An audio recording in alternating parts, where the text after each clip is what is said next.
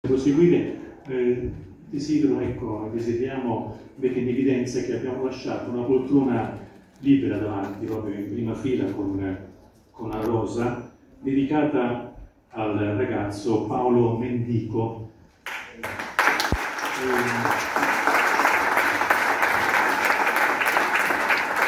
In questa giornata si è ritenuto opportuno proprio dedicare questo ricordo, dove c'è anche scritto: il tuo posto è qui, in prima fila, dove il silenzio diventa voce.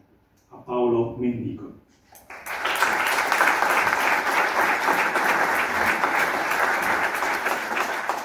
Ed ora l'intervento introduttivo di chi ha organizzato questa bellissima mattinata, la garante dell'infanzia e dell'adolescenza del Lazio, la dottoressa Monica Sansoni.